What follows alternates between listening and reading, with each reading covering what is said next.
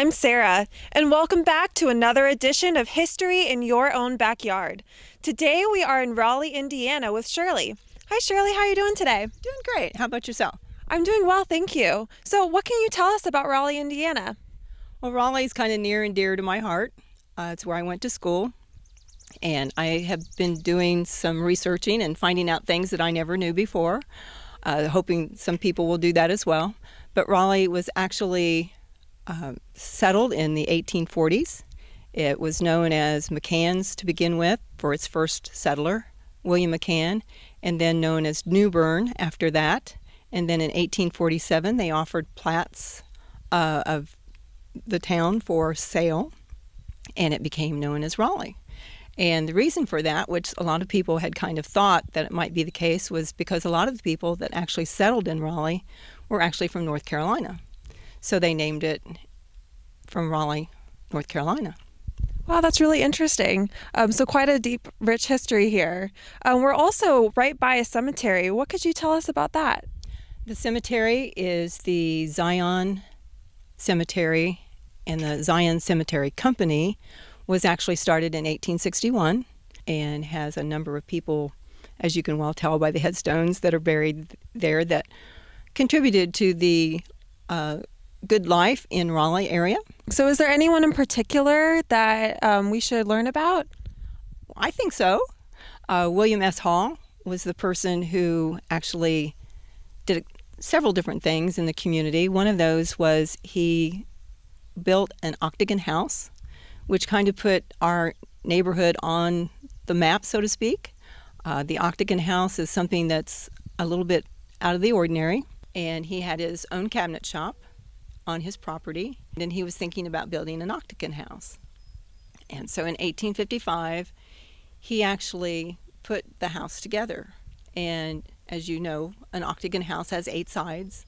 And so this was actually a home that was built by building all the different sides at separate times and then putting it all together. Well, when the day came for him to put it all together, there were neighbors that came to help. There were neighbors who came to heckle, and there were neighbors who just kind of wondered if it was all going to go together. But the main thing is, and fortunately for William and the rest of us who have been able to look at the home, it went together perfectly. He had done everything he needed to do, and he put it together, and it was just perfect. And so it has become a show place for the Raleigh area. People can stop by the schoolhouse too, right? We don't have a schoolhouse any longer. The school was actually torn down sometime in the 1980s, but it was actually built in 1906, and it is the home of the first consolidated township school. And in 1886, William S. Hall was the trustee, and he was in charge of the education. And we had schools all over the township at the time, and he actually took what had been 9 schools and did away with 4 of those. So we had one in Raleigh and one in each corner. So in 1887, they had the first school in Raleigh that had actually only 3 rooms in it. And then later on, they built the bigger building that actually housed 12 grades. And they housed that from 1887 to 1955. So there was somebody here that was involved with the Boy Scouts, right? Yes. Harvey Adam Gordon was a gentleman who was born not too far from here, and he became involved in the Boy Scouts out in Pennsylvania.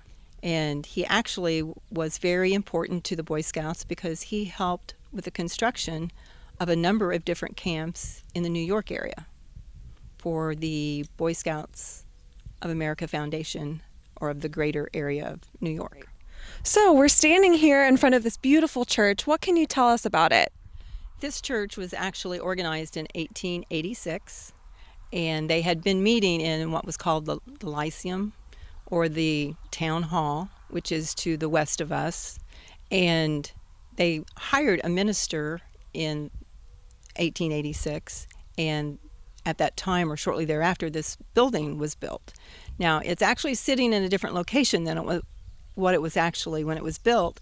It's my understanding that after the building was built, which is in 1886, and then later on in 1928, they actually built a basement, and they moved the church on top of that basement. Now, of course, since then, there have been additions and updates, but I was also told that it had been moved, so it's actually right here where it goes towards the cemetery. And I've actually had family members that were here in the church, or I should say their bodies were here, and then they were taken directly over to the cemetery to be buried. So tell me about this book you have here. This is a book that was written by Gary Crawl, who's actually a local person growing up who has since moved to Ohio.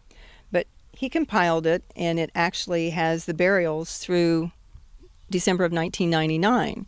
So those of us who are genealogists and have family members that are buried here, this is just a godsend, and it's available to anybody in our local Rushville Public Library. So is there anything else you'd like to share with us about Raleigh, Indiana? Yes, I'd like people to know that we had a doctor in the area for about 50 years. His name was Charles Smullen. He was actually born in Fayette County and moved his practice here, and he was able to deliver babies and did all kinds of different things for the local people in the neighborhood. His practice was probably about 6 or 7 miles around the Raleigh area. And one of the things that I found interesting recently was the fact that he had surgical tools that he carried with him. And back in 1920, he apparently had made a trip from Raleigh to Louisville and back and lost his surgical tools. And there was a gentleman who was actually from Greensburg, Indiana, and he found them. He didn't have any idea who they belonged to, and the only identification that there was available was linen towels that had an S on it, of course, for Smullen. And so he thought that they might belong to the Sexton Hospital. And so he took them there, and no one claimed them. So he took them back home with him in Greensburg. And the Greensburg newspaper actually placed an article about the surgical tools that had been found. And a friend of Dr. Smullen saw that article and let him know that they were there. And he, of course, needed them in his daily work. And so he was at the point where he was getting ready to order new ones. And at the time, they were valued at $100. So that was quite a find and quite a savings for Dr. Smullen not to have to order those again. And Dr. Smullen also's wife was a teacher at the Raleigh school before he married her. And she was a part of the Tuesday study club here in Raleigh. And the Tuesday study club actually were the ones who put the rock in front of the school. One more thing that I would like to share is the fact that we had 2 different people in the community. One was Marlon Craw, and the other one was Eric Elwell's dad, who was Hale Elwell. Actually found large teeth that are considered prehistoric from a mastodon. So those are 2 little tidbits that were actually from our creek beds. And who would ever think that that could be found in Raleigh, Indiana? That's just incredible. I mean, like you said, who would think that you could find an ancient tooth like that out here in Raleigh? That's amazing. Thanks for watching another edition of History in Your Own Backyard. Today we were in Raleigh, Indiana with Shirley. And remember, travel slowly and stop often. Bye. Bye-bye.